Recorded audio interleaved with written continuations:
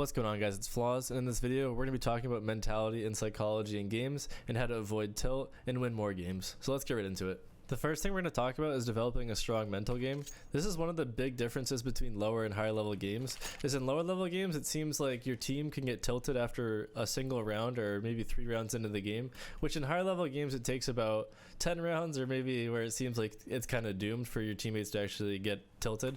In an ideal situation though, your teammates just wouldn't really be affected by the score. They just play the same game that they would always play. Tilt always, in every single situation, makes you play worse if you really get full tilted. And tilt in a general context is just you getting mad over a situation in the game and that changing the way that you play your play style. One small thing that goes a really long way is just saying good job at the end of the round. If someone's in a 1v1, they win it, good job. If someone's in a 1v4, you win it, good job. If they lose both of those rounds, doesn't matter, just say nice try, say unlucky, be like close one. Any of those work.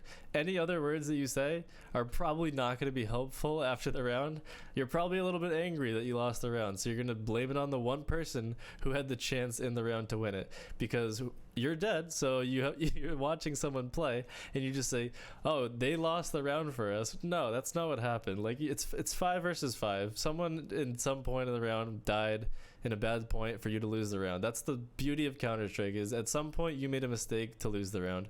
So just kind of let that last person not take full blame for the round. Just say good job, nice try, close one, unlucky. Any of those work at the end of the round. Just keep that in mind. Don't be someone who just complains to complain that they lost the round. They didn't lose the round for anyone. They're just the people that had the best chance at the very end. So keep that in mind.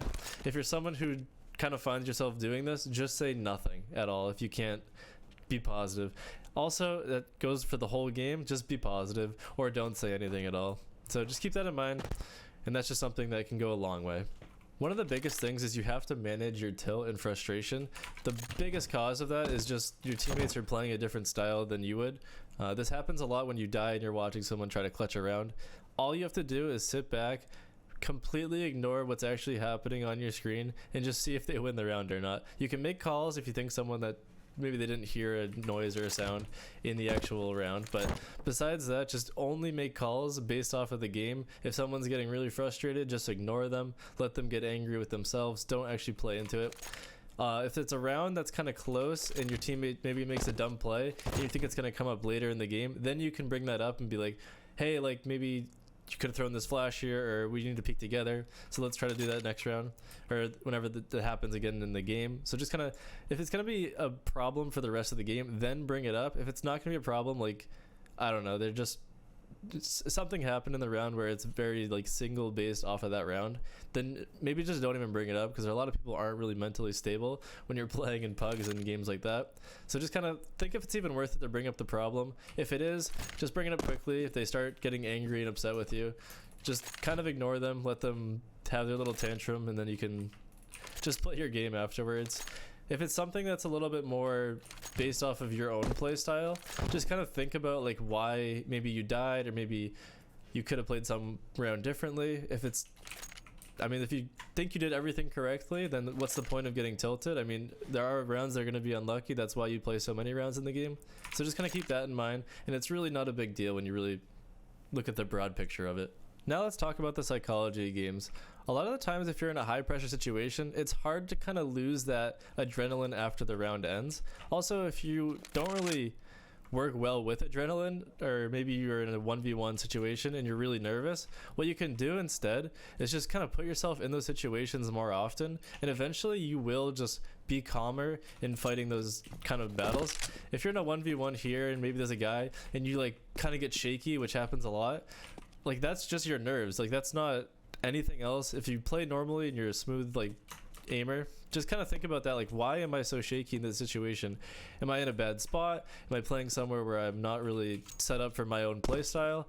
A lot of the times, like, you'll see players in pugs that just seem like they don't know what to do in a situation that's like kind of coming down to the wire, and that's a lot of experience.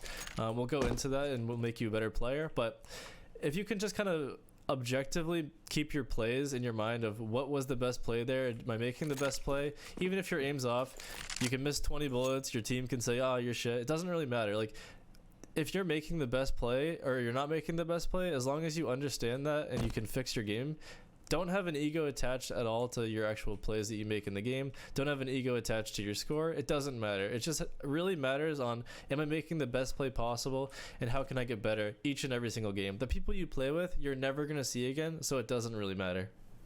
Touching back on ego, a lot of people in your games think that they are the best player and there's no one else that can compete with them, which that is just simply not true. They think they could take any 1v1, they know they're making the best play in every single game, and there's not a single thing they can do wrong. If you call them out on it, they're just going to complain, they're going to say, yeah, well, you have this wrong, you did this wrong, like, you're bad, your score maybe you died like 3 times, and they're like gonna call that out. They'll find anything in the game to, in their mind, make it seem like they're still the best player and that you're the worst player. It's not worth it getting into screaming matches or arguments with these people. Just kind of mute them. If people start complaining, you can kind of tell when people have played a couple of games and maybe lost the past ones. Just mute them. It doesn't matter. If you think they're gonna make callouts that are worth it, it's usually not worth it. Even if you don't understand like the actual frustration you're having in the game, just know that you will be more frustrated and play worse if you have to hear someone just complain about every single death, or they're just giving callouts that don't matter in the round. Just keep that in mind. Just objectively look at the game as what's the best case scenario for us winning this game, and it's usually not listening to the screaming person the entire game. But anyways, guys, thanks for watching. If you guys enjoyed this video or learned something, please leave a like down below. If you guys want to see more videos like this, consider subscribing, and I'll see you in the next one. Later.